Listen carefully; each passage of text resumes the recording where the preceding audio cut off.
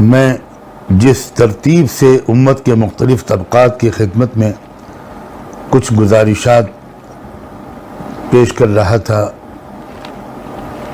آج اس سلسلے کو تھوڑا سا روک کر میں اس وقت تمام سننے والے بھائیوں اور بہنوں سے اس وبائی بیماری کووڈ-19 کے بارے میں کچھ کہنا چاہتا ہوں۔ حالات اس قدر بھیانک روپ اختیار کر چکے ہیں کہ قیامت کا منظر قائم ہے اس وقت ہمارے ملک کے مختلف شہروں میں، علاقوں میں۔ واقعی قیامت کا منظر قائم ہے۔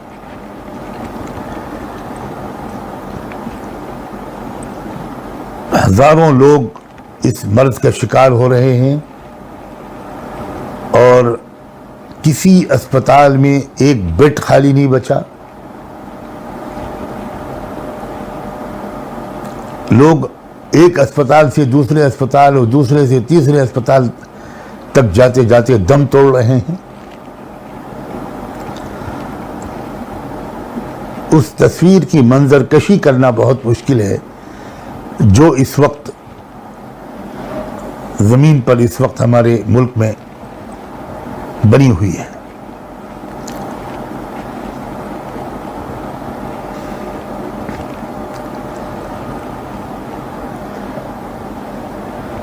ایک بہت بڑا مسئلہ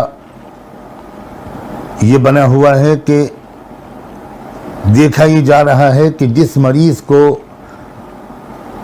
صحیح وقت پر آکسیجن کی سپورٹ نہیں مل پا رہی، وہ مریض نہیں بچ پا رہا ہے۔ اور جس طرح اسپتالوں میں بیڈ بالکل ختم ہو چکے، اسی طرح آکسیجن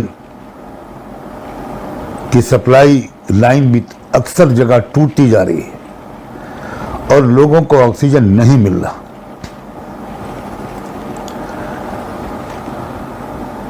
اس لیے اس وقت یہ بھی اپنا ایک فریضہ ہے کہ اگر اس سلسلے میں بھی چند جملے اپنی پوری قوم، پوری انسانی برادری، پوری اسلامی برادری سب کے سامنے کوئی بات کہی جا سکے تو ضرور کہی جائے۔ میں آپ سے یہ بھی گزارش آج کروں گا کہ میرے اس بیان کو، آج کی اس معروضات اور گفتگو کو آپ زیادہ سے زیادہ پھیلائیں اور اس کو صرف مسلمانوں تک محدود نہ رکھیں، زیادہ سے زیادہ کچھ اس کی کوشش کریں کہ زیادہ سے زیادہ اللہ کے بندے اور بندیاں وہ کسی طرح اس بات کو سن لیں۔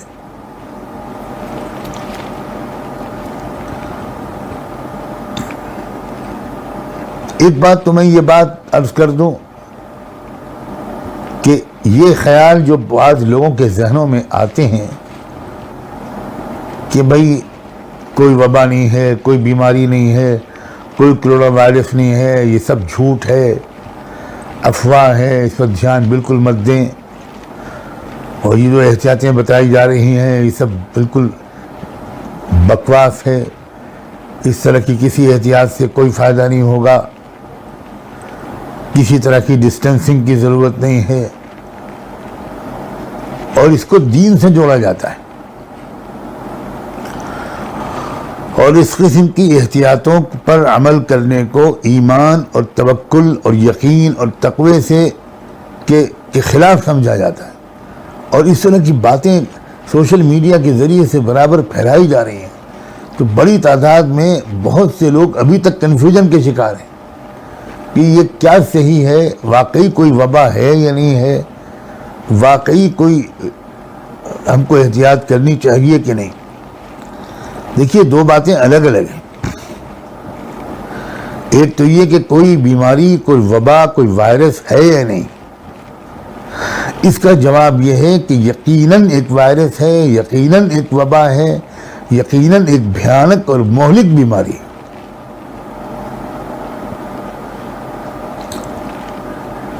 اور یہاں تک اس سوال کے جواب کا تعلق ہے کہ کیا اس بیماری کے پھیلانے میں کچھ شیطان نما انسانوں کی کوشش کا، ان کی انجینئرنگ کا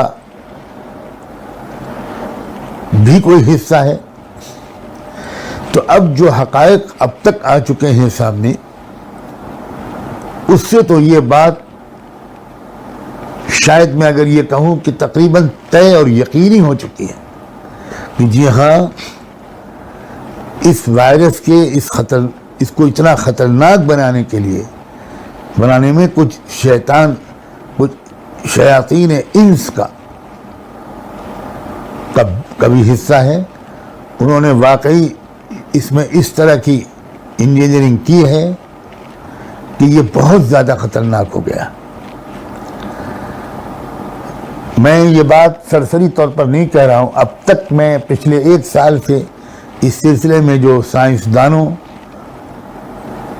میڈیکل سائنس کے ماہرین نے جو ریسرچ کیا ہے، اور یہ ریسرچ کرنے والے جن کی طرف میں اشارہ کر رہا ہوں، ان میں ایک بھی مسلمان نہیں ہے. کوئی یہ کہا جائے کہ یہ مسلمانوں کی طرف سے یہ الزام لگایا جا رہا ہے، نہیں. یہ نان مسلم انٹرنیشنل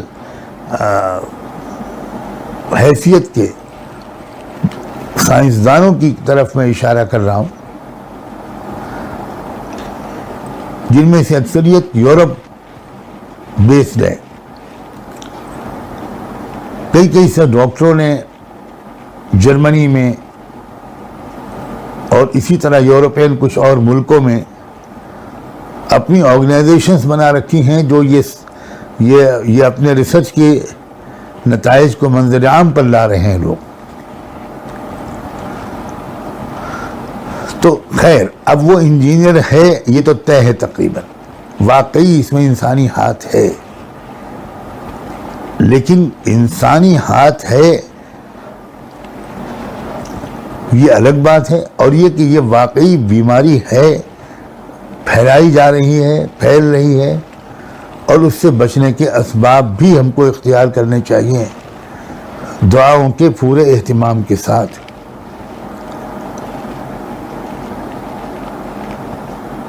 اور اگر کسی کو اس کی علامتیں شروع ہو جائیں تو اسے بالکل خوف زدہ ہوئے بغیر اللہ کی قدرت کو، اس کی طاقت کو پورا یقین کر کے خوب دعا مانگنی چاہیے.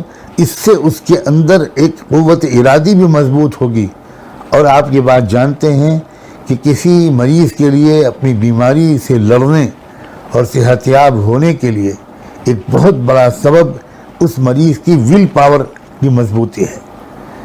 کیونکہ جب انسان گھبرا جاتا ہے، مایوس ہو جاتا ہے، تو اس کے اندر وہ ہارمونز نہیں بن پاتے، وہ چیزیں اس کے جسمانی نظام میں حرکت میں نہیں آ پاتی جو اس کی امیونٹی کو، اس کی قوت مدافعت کو مضبوط کریں.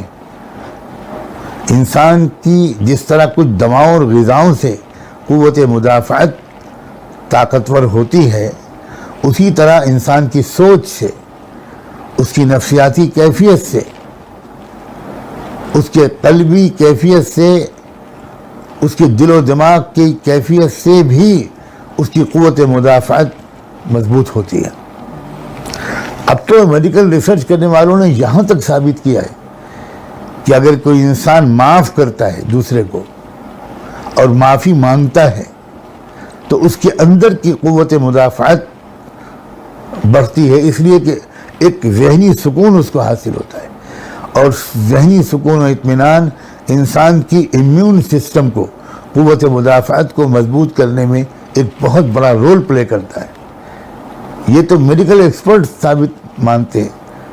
اسی طرح تھینکس گیونگ، کسی کا شکر گزار ہونا، احسان ماننا اور مثبت سوچ اس سے ڈیولپ ہوتی ہے.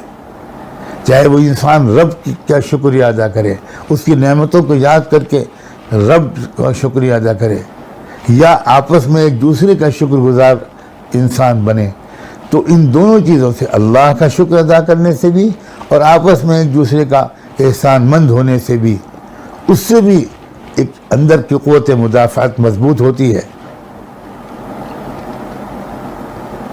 تو اگر خدا نخواستہ کوئی ایسی اس بیماری کی علامت پیدا ہونے لگے تو پریشان ہونے، پینک میں آنے، گھبرا جانے سے بچیے. اور بہت مددگار ہوگا اس میں دعا کا اہتمام کرنا اسباب کے اختیار کرنے کے ساتھ. صحیح بخاری اور صحیح مسلم ہماری حدیث کی مستند ترین کتابیں ہیں. اس میں اللہ کے رسول صلی اللہ علیہ وآلہ وسلم کا ایک حکم درج ہوا ہے کہ حضور نے یہ سکھایا تھا، حضرت محمد صلی اللہ علیہ وآلہ وسلم نے یہ سکھایا تھا، اذا سمعتم الطاعون بأرض فلا تدخلوها واذا وقع بأرض وانتم فيها فلا تخرجوا منها. کہ اگر کسی علاقے میں طاعون پھیلنے کی تم کو خبر ملے تو تم اس جگہ مت جاؤ، اور اگر وبا ایسی جگہ پھیلے جہاں تم پہلے سے مقیم تھے تو تم پھر وہاں سے باہر مت نکلنا. اب یہ کتنی سائنٹیفک ہدایت ہے جو اللہ کے رسول نے دی ہے. جہاں بیماری پھیل رہی ہو وہاں تم مت جانا، اور اگر جہاں تم ہو وہیں بیماری پھیل رہی ہو تو اپنے آپ کو اسی جگہ آئسولیٹ کر لو، یعنی اسی جگہ اپنے آپ کو بس اس باہر مت نکلو. ظاہر ہے کہ اس کا صاف مطلب یہ ہے کہ اگر تم وہاں سے باہر نکلو گے تو تمہارے ساتھ وہ بیماری دوسروں تک بھی پہنچ جائے گی. اور اگر تم کہیں پر موجود ہو، اگر تم ایسی جگہ پر ہو جہاں بیماری نہیں ہے اور ایسی جگہ کوئی اور ہے جہاں بیماری پہنچ گئی تو تم وہاں مت جاؤ، کیونکہ وہاں تم کو لگ جائے گی بیماری، اس کا خطرہ ہے. اور جس علاقے سے تم جا رہے ہو اور وہاں بیماری ہے تو تمہاری وجہ سے دوسروں کو لگ جائے گی. یہ ایک بہت صاف ہدایت ہے. 1500 سال پہلے اللہ کے رسول صلی اللہ علیہ وآلہ وسلم نے پھیلنے والی وبائی بیماریوں سے بچنے کا یہ آسان اور سائنٹیفک اور بہت پریکٹیکل طریقہ آپ نے بتایا تھا. ذہن میں رکھیے گا کہ صحابہ کرام کے دور میں بھی وبائیں پھیلی تھیں، انفیکشس ڈیزیزز پھیلی تھیں، اور بڑے بڑے صحابہ کرام اس کا شکار ہوئے. سیدنا ابو عبیدہ بن جراح، سیدنا معاذ بن جبل وہ طاعون کی بیماری میں مبتلا ہو کر شہید ہوئے. حضرت سیدنا معاذ کی تو اہلیہ کا بھی انتقال اسی بیماری میں ہوا، ان کے ایک صاحبزادے بھی اسی بیماری میں مبتلا ہو کر شہید ہوئے. اور یہاں تک مستند تاریخ کی کتابیں بتاتی ہیں کہ اس دور میں 25,000 افراد تقریباً اس بیماری کا شکار ہوئے تھے، جن میں صحابہ کرام بھی تھے اور تابعین بھی تھے. تو یہ تو چیزیں ایسی ہیں کہ آپ یہ سوچیں کہ بھائی نیک لوگ کیسے شکار ہو جاتے ہیں، علماء کیسے شکار ہو جاتے ہیں، صالحین کیسے شکار ہو جاتے ہیں، یا خدا نخواستہ کوئی سوچنے لگے کہ میں تو بڑا نیک و دیندار آدمی ہوں، مجھے تو اللہ پر یقین ہے، مجھے تو ایک بیماری نہیں لگے گی، اور پھر وہ اس کی وجہ سے کوئی احتیاط نہیں کرتا، احتیاطی تدابیر جو بتاتے ہیں ان سے بدگمان ہونے لگتا ہے. تو یہ صحیح نہیں ہے. یہ اللہ تعالیٰ نے اس دنیا کو بڑے عجیب و غریب ایک سائنٹیفک اصولوں کے تحت اللہ تعالیٰ نے پیدا کیا ہے.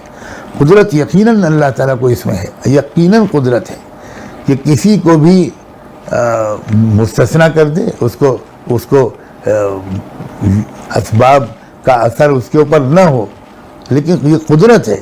ایسا اللہ تعالیٰ عام طور پر کرتے نہیں ہیں. جو اللہ تعالیٰ کی سنت جاریہ ہے وہ تو یہی ہے کہ تم اگر آگ میں انگلی ڈالو گے تو آگ جلائے گی، جلو گے. تم زہر کھاؤ گے تو اس کا اثر ہوگا، کوئی کسی پر گولی چلائے گا تو اس کا اثر ہوگا.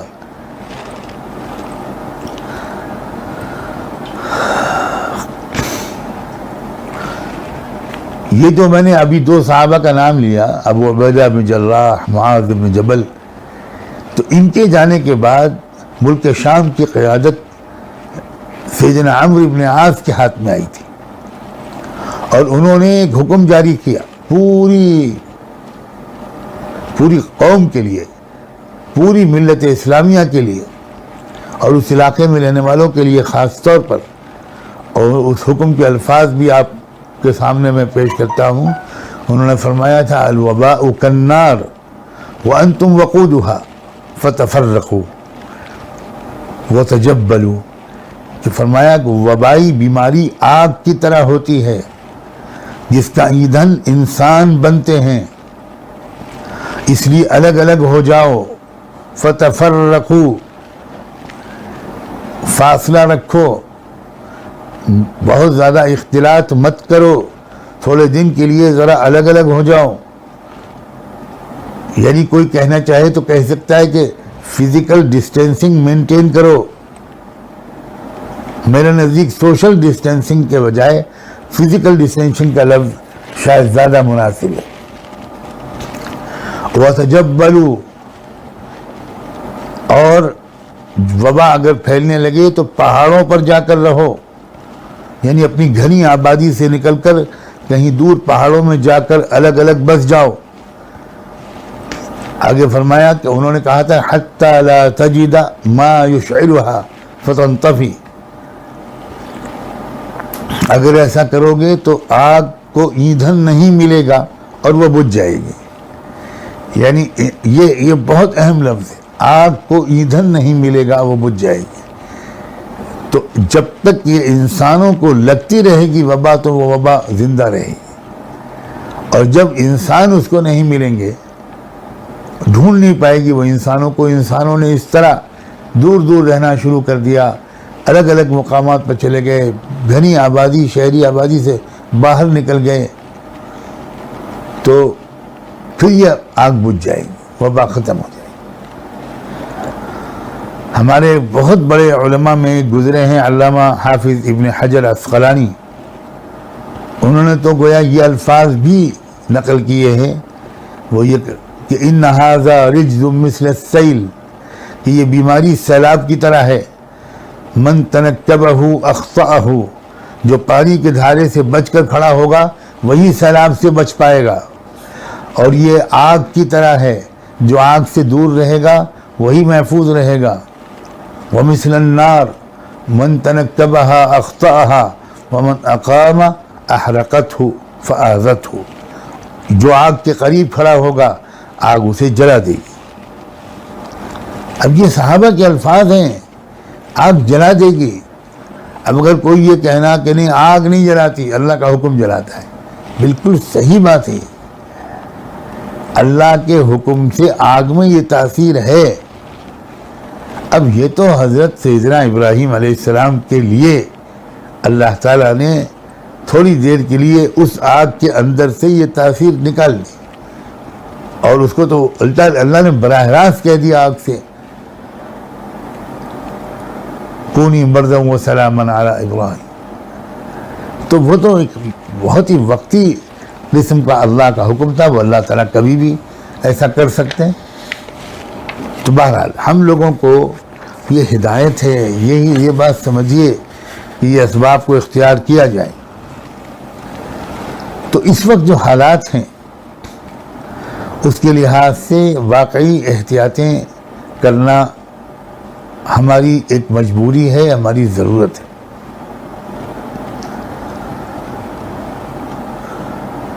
ان احتیاطوں کے ساتھ ساتھ جو بھی اسباب بتائے جا رہے ہیں ان کو اختیار کرنے کے ساتھ، جیسا کہ میں نے ابھی درمیان میں کہا تھا، شروع میں کہا تھا کہ آکسیجن کا مسئلہ بہت زیادہ بہت بنیادی اہمیت اختیار کر گیا ہے. اس بارے میں ایک خاص بات اور بھی کہنا چاہتا ہوں. دیکھیے، آکسیجن کی اتنی سپلائی نہیں ہو پا رہی ہے جتنی ڈیمانڈ ہے. یہ بہت بڑی کمی ہے. یقیناً اس میں ہماری حکومت کا، سرکار کا ٹوٹل فیلیور ہے. اور یہ ایک بہت بڑا مسئلہ یہ بھی بنا ہوا ہے کہ ہماری قوم جو ہے اس کا ذہن اگر مذہبی ہوتا ہے تو سائنٹیفک نہیں رہتا، اور سائنٹیفک بنتا ہے تو مذہبی نہیں رہتا. یہ جو معجزہ ہے محمد الرسول اللہ کا، اور یہ اسلام کی خصوصیت ہے کہ اسلام نے اعلیٰ درجے کا مذہبی اور اسپریچول اور روحانی ذہن بھی بنایا، اور بیک وقت اسی وقت ایٹ دا سیم ٹائم بہترین قسم کا سائنٹیفک اپروچ بھی سکھائی۔ یہ اسلام کی بڑی زبردست خصوصیت ہے۔ مسلمانوں میں بھی اب یہی تقسیم ہو گئی، وہ لوگ جو سائنٹیفک ایک ویژن یا اپروچ رکھتے ہیں وہ زیادہ متوجہ نہیں ہوتے مذہبیات کی طرف، روحانیات کی طرف، اور جن کا مذہبیات اور روحانیات کی طرف کا ذوق بنتا ہے وہ اسباب کو بالکل دنیا پرستی سمجھتے ہیں، مادیت سمجھتے ہیں، ایمان کی کمزوری کی علامت سمجھتے ہیں اسباب کا اختیار کرنا، اور اسی دونوں ایکسٹریم میں گویا لوگ پھنسے ہوئے ہیں۔ یہی حال دوسری قوموں کا ہے ہمارے ملک میں بسنے والی۔ اب آپ اس کا اندازہ کیجئے کہ ہماری حکومت یہ کہتی ہے کہ تھالی بجاؤ، تالی بجاؤ، موم بتی جلاؤ، لائٹ بجھا دو۔ کتنے افسوس اور شرم کی بات ہے۔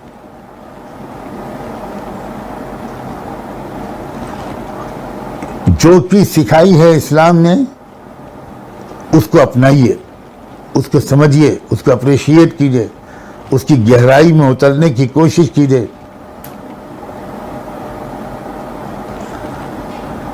اسلام نے یہ سکھایا ہے کہ اسباب بھی اختیار کرو اور اللہ سے پناہ، مدد، حفاظت بھی مانگو۔ ایک ملٹی ڈائمینشنل اپروچ ہے اور بالکل اس میں کوئی تضاد نہیں ہے، کسی طرح کا کنٹراسٹ نہیں ہے۔ اب اسباب میں سے ایک سبب ہے آکسیجن کا مسئلہ۔ یہ بالکل دیکھا جا رہا ہے کہ جس کو وقت پر آکسیجن مل جاتی ہے الحمدللہ وہ بچ جاتا ہے، اور جن کو وقت پر آکسیجن نہیں مل پاتی وہ بیچارے دم توڑ دیتے ہیں۔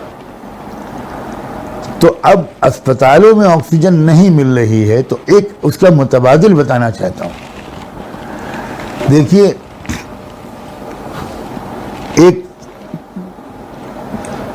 ایک چیز ہوتی ہے آکسیجن کنسنٹریٹر، ایک ہے آکسیجن سلنڈر، یہ نہیں مل پا رہا ہے۔ ایک ہے آکسیجن کنسنٹریٹر،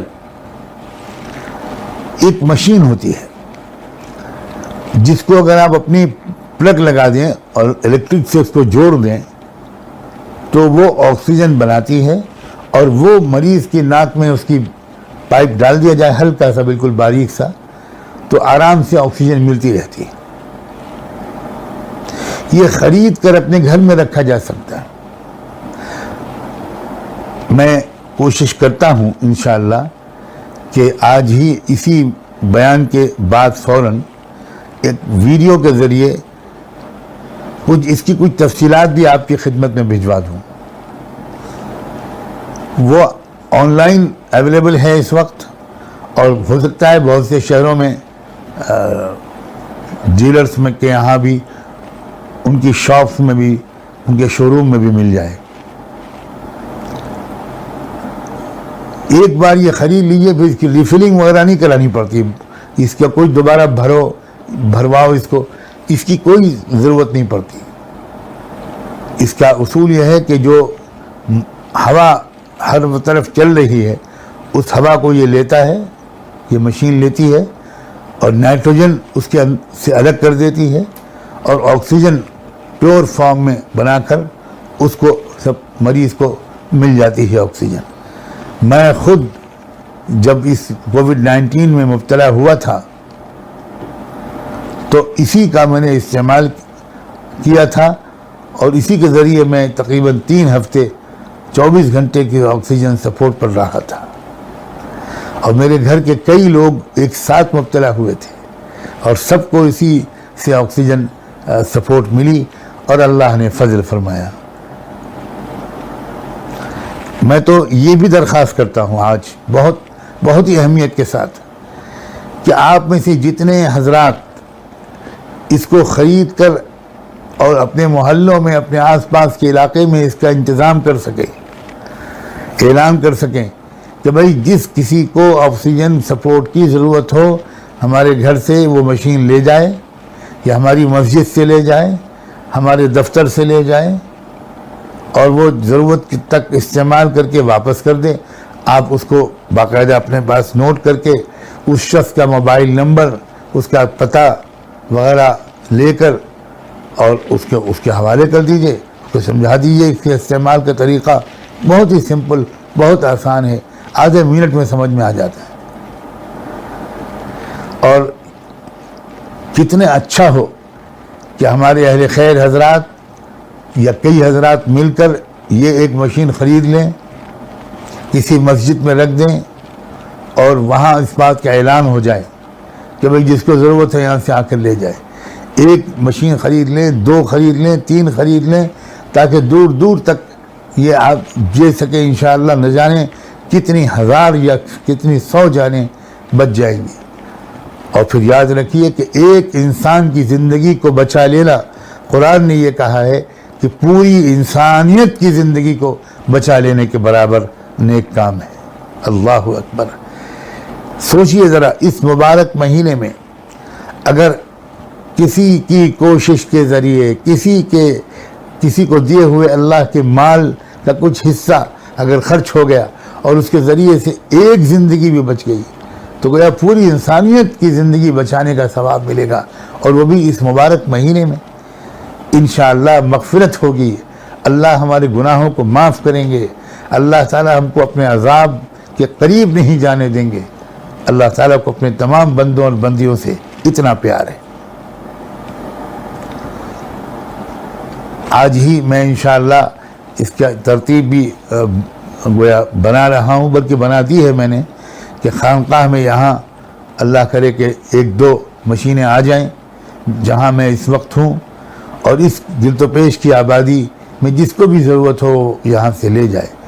یہی میں پورے ملک میں چاہتا ہوں، جہاں جہاں یہ آواز پہنچ رہی ہے وہاں اس مشین کو لوگ اختیار حاصل کریں، اپنے گھر کے لیے بھی آپ اس کو استعمال کریں، اور اگر 1-2 مشینیں یا 2-4 مشینیں لے لی جائیں تو انشاءاللہ وہ اپنے پورے علاقے اور محلے کے لیے کافی ہو جائیں گی۔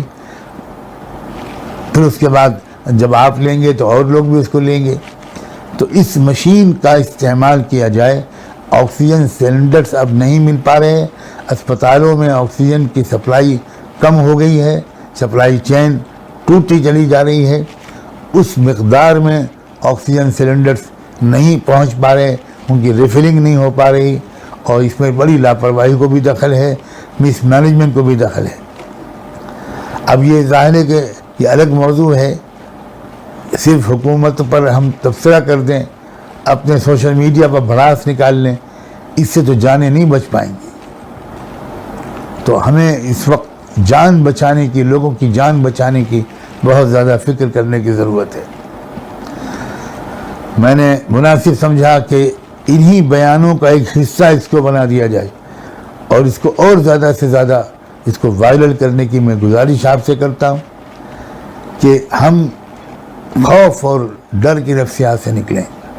اور سچی بات تو یہ بھی ہے کہ بھئی موت ایک حقیقت ہے، اور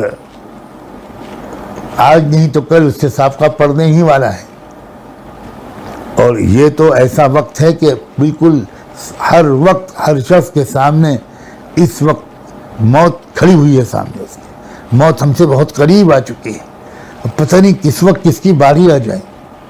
تو ایک گزارش یہ بھی ہے کہ بھئی ذرا اپنے معاملات کو صاف کر لیں، جلد از جلد آپس میں اگر کچھ حقوق ہیں ایک دوسرے پر تو حق ادا کر دیں، غلطیوں کی معافی مانگ لیں، ہر شخص ایک دوسرے کے حقوق سے بالکل بری ذمہ ہو جائے۔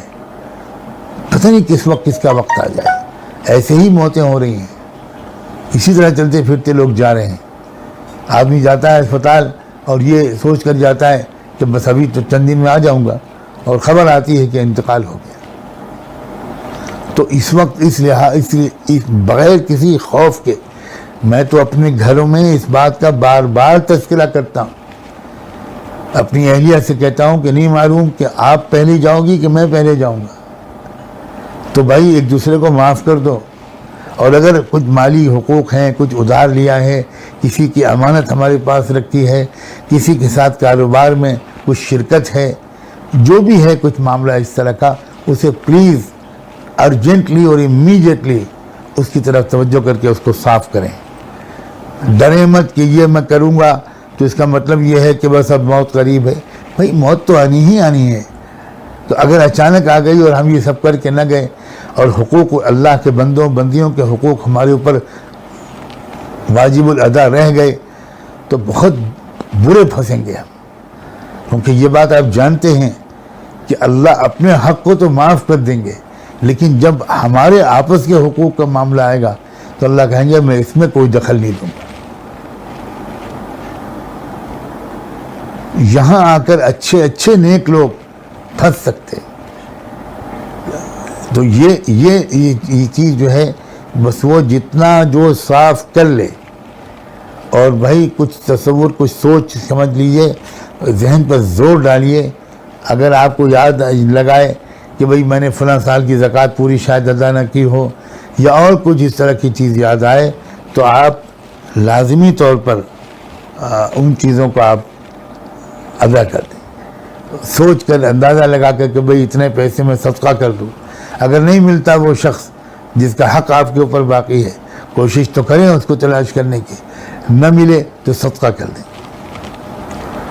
اس نیت سے کہ اللہ تعالیٰ میرے اس حق کی ادائیگی کے بدل کے طور پر اس صدقے کو قبول کر کے میرے کندھوں کو ہلکا کر دے، مجھے سبکدوش کر دے.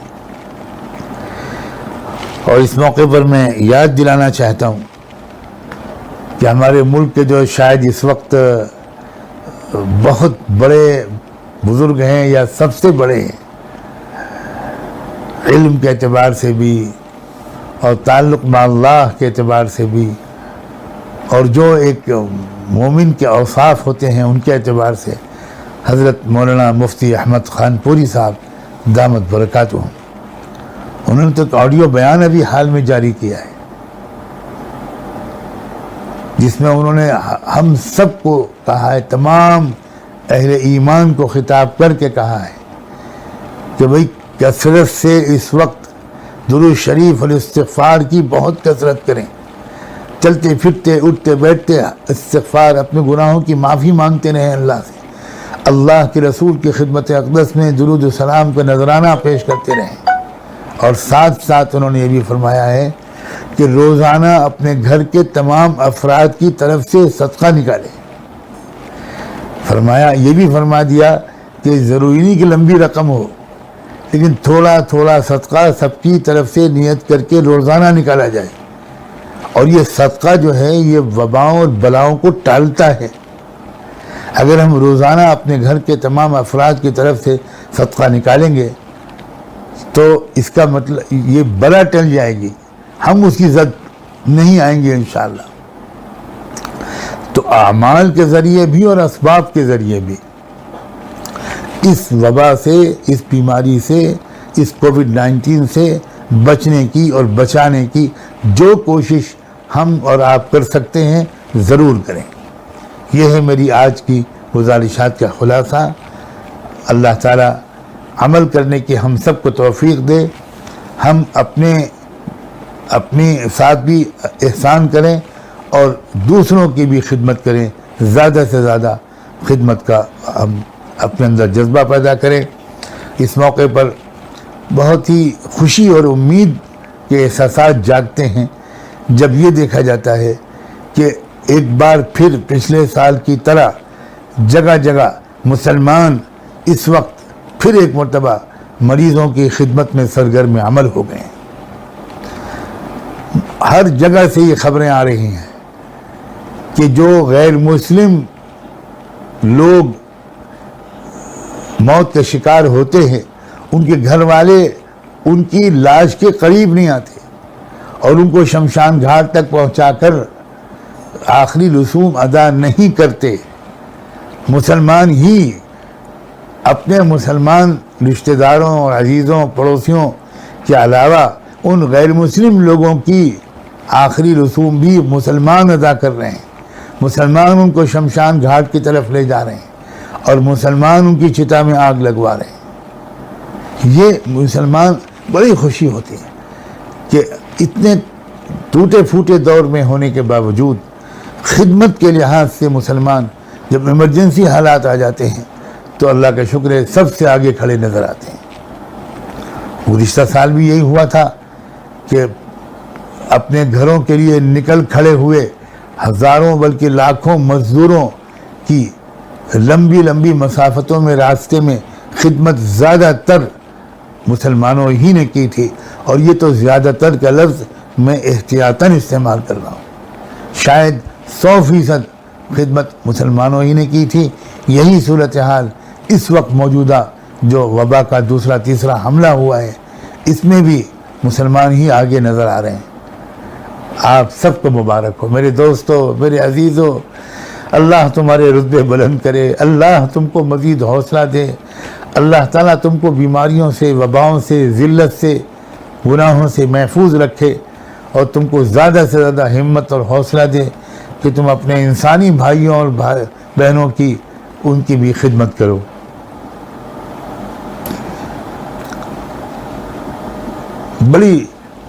بڑی مایوسی ختم ہوتی ہے، نا امیدی ختم ہوتی ہے، اور امید قائم ہوتی ہے کہ اگر محبوب خدا رحمت دو عالم صلی اللہ علیہ وآلہ وسلم اتنی پریشانیوں میں گرے ہونے کے باوجود، اتنی سازشوں کا شکار ہونے کے باوجود ایسا حوصلہ رکھتی ہے اور ایسا ظرف رکھتی ہے، ایسے اخلاق اور ایسی سوچ رکھتی ہے کہ وہ وقت آنے پر بھول جاتی ہے کہ یہ اسی قوم کے افراد ہیں جن کی ہم خدمت کر رہے ہیں، جو قوم ہماری بہو بیٹیوں کی عزتیں لوٹتی ہے، جس قوم کے بہت سے افراد ہماری جانوں کے درپے رہتے ہیں، اور ہو سکتا ہے کہ جن کی ہم خدمت کر رہے ہوں یہی خود شریک رہے ہوں ماضی میں کبھی ہمیں اذیت پہنچانے کی کوششوں میں۔